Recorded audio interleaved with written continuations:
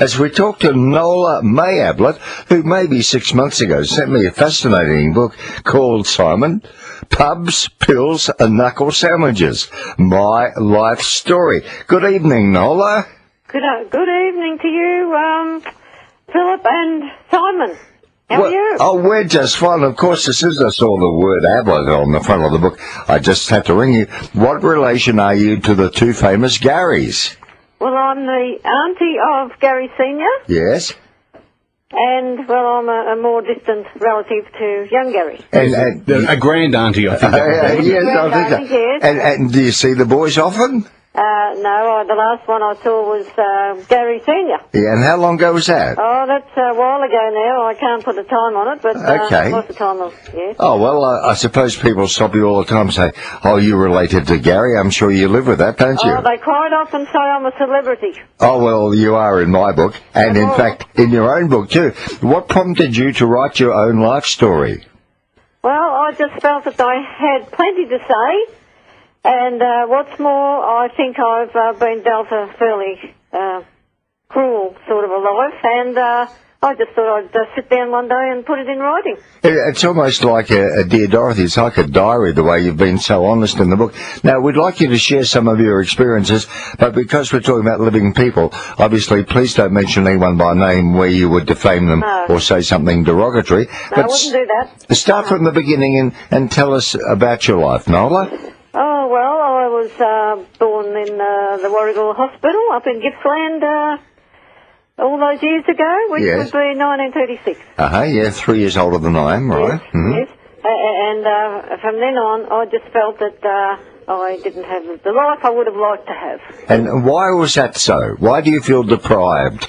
Well, I just think that perhaps I was the weakest link in the family. I was a shy type of girl, and I just think that it wasn't exactly what I was looking for as a child, which I didn't have any say in, of course, but I just felt that I got left behind. Well, how many of you were in the family? Well, in the first lot there were 5, and then 2 came later on, but I was left home then. So, okay. Yeah, so I left home at 16 to work at the Chevron Hotel down in St Kilda Road. Oh, what did you do down there? I was a food waitress. Oh, I used to love going down there for the celebrity room. Oh, they were the best years. Yeah, do you remember Barbara Harper looked after all the artists, and Matt Flinders provided the band, and they were great times, weren't they? Yes, they were wonderful, and I've never forgotten them. I keep thinking about them all the time. I have done that right through my life. Yeah. Now, the job went all right for you. The title of the book, Pubs, Pills and Knuckle Sandwiches, tends to bring up an image of drugs, fisticuffs, conflict. Yeah. Well, that kind of happened further on down the track. Yeah. The life that I didn't have any say in, and I didn't want to be part of, but it all happened. How do you fall into something like that? Was it just a bad choice in the relationship, was it? Well, I just think that we had a family that were very vulnerable, and people could walk over us and make decisions for us, and we didn't seem to be very strong to have any say in what was happening. Maybe if you'd been born a bloke, maybe you would have stood up for yourself more. Well, that didn't happen, so I can't... So at what age did you leave Gippsland? At 16. Oh, yes, and you've been in the big smoke ever since, yeah? Yeah, and my father used to work with one of the guys, like with his couple of mates he had there at work, and one of them had a sister as a supervisor in the dining room at the Chevron. Oh, yes, okay. So my father must have went to work and said he had 2 daughters that were good workers, and so my sister Nanette and I both went to the Chevron, and we loved it. Yeah. Now, you sound like you've got a bit of a chip on your shoulder. I suppose we could all whinge about our childhood, and we've all got things we could say we wish it hadn't been. But why do you think life has dealt you such a cruel blow? Oh, I'm not sure, but I think when you are a child and you don't have the best life that you would have hoped for, I think that it maps out your life for the future. A lot of people, they have a bad childhood, and they just never catch up. So what were some of those setbacks, Nola Ablett? Laughing in my bed. I was shut out at night outside the front door. If I didn't dry my dishes properly and put them in the cupboard, they had to come out and be done all again. I had lots of little other jobs that I didn't mind doing it at all. We were good workers, but it was very quiet and too quiet for me. And I used to just sit up in the back paddock there and just pull grass bit by bit. I was so bored. And I didn't have anything to do. We couldn't call our parents mum or dad. And we didn't do any reading. We didn't do any cooking. We didn't join in basketball sides or anything like that with other girls. Nothing at all. It was just... It sounds like you were... I guess we often hear about the two types of abuse, the physical abuse and the emotional abuse. It sounds... It was more mental. Yeah. Mental, and I think that has never left me. And why were your parents so tough? Well, my father came out of an orphanage in England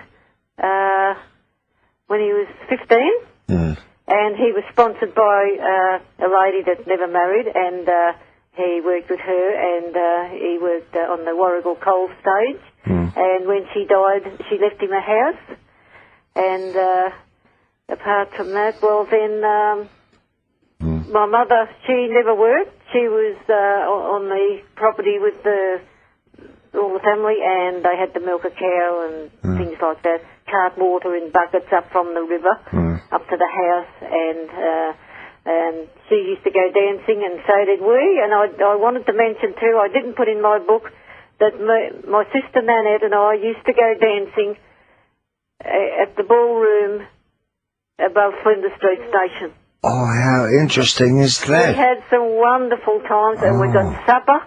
We got a cup of tea and a scone or a nice piece of cake.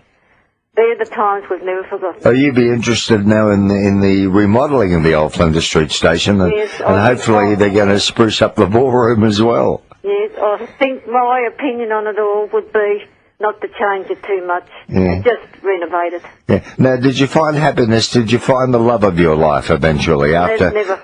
Never? No, never. You've never married? I've been a loner all my life, even though when I was married. Still on my own. Do you have friends? Not many, no. No, it sounds like your childhood experiences have really cast a shadow over your whole life. Yes, yes. Was it easy to walk away from the marriage? Oh, I got a lot of feedback from it, like, not feedback, but retaliation, like putting sugar in my petrol tank, and the ex ringing up my work to get me the sack, and he didn't leave anything out. He just kept... Relentless. Yeah, he never gave up. Oh. He used to follow me around like I was being stalked. And is he still alive today? Oh, no, thank goodness, no. No.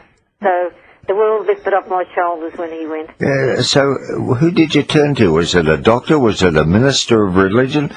Did you have a shoulder to cry on? No family. They just all went their own ways, and there are members of the family I haven't seen for over 20 years. Can you at least 3 of them. Yeah. Do you think you can blame yourself for some of this, that everybody turned their back on you? Do you think maybe it was due to shyness on your part or antagonism? No, I just think we were, that was our personalities. Yes.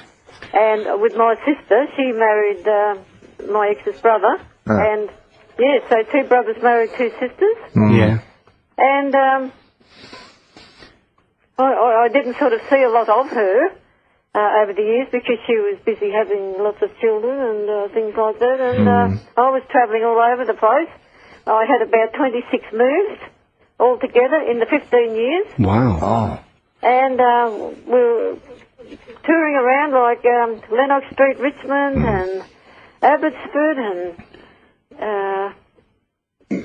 Northcote Avenue, North Caulfield, Dandenong. It just didn't finish. Now, 2 sisters marrying 2 brothers. Yours was, by the sounds of it, a dreadfully unhappy time. Was your sister's marriage similar, or was she happy in her relationship? Well, there is something like you can live for your husband and not have time for your children, or the other way around. But in my sister's situation, I really do think that she married the brother of my ex, and the children didn't get a lot of time from their mother because she didn't have time because of the two boys being so dominating. And everything had to be done their way. Yeah, I'm just thumbing through your book. It's full of fascinating anecdotes and photos from your childhood and so on. You've had such a miserable life, Nola Ablett. Can you see light at the end of the tunnel for you? No, I don't think so. No, because I think the bad times are too embedded in my brain. I think it's... I love helping other people. I think that's where I get a lot of enjoyment out of. Yeah. Yeah, I do. I help people all the time. I have to say, I'm really impressed and thrilled that you've gone to the effort to write all this down. Generally you find... I think generally in life that when people are dealt a hard life, they tend to try and sweep it under the carpet to avoid, I guess, a public embarrassment of admitting that their life isn't what it's cracked up to be. And I think to take the effort to put pen to paper, to write it all out, and then to publish it and make it public, I think is a remarkably wonderful thing to do. Yes. And what was I going to say? Let me say something to you. You don't come across to me as a failure. I think you're a very brave lady. Well, I think, like some people say to me, you don't sound like you've been through a very bad life because you've always been happy. I said, because I hide it. Yes, like a mask. I push it aside and I make out nothing's happening. Yeah, like Laugh Clown Laugh. The book is called Pubs, Pills and Knuckle Sandwiches, My Love Story by Nola May Ablett. It's been published by Sid Harter Publishers. That's Harta. And I believe you, Nola, you have an address for us for people who would like to purchase your book. Yes. Well, I don't have it selling through the bookstores just yet, but you can email me on Nola Ablett at live.com.au or a post office box 1083 Waverley Gardens, Victoria 3170. Okay, I'm going to ask you to repeat both addresses again, would you please? Yeah.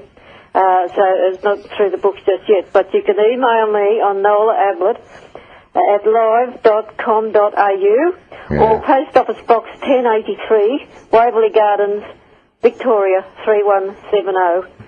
And it's 1999. All right. Well, I know it's been a tough life for you, and you explained you're about 77 years of age now. I just hope the years ahead are bringing you more peace of mind and the happiness you deserve. I think it will. Yeah. We certainly hope so for you, and as I say, I think it's a wonderful thing you've done to put pen to paper and get this out there, and I'm sure that the feedback you get from it will be very uplifting and wonderful. Yes, I'm looking forward to getting some feedback. Yes, well, I don't know how many interviews you've done, but I hope tonight you're at the crossroads. I hope it's a turning point for you, this chat tonight, and I hope now that you're heading in the right direction. Oh, good on you,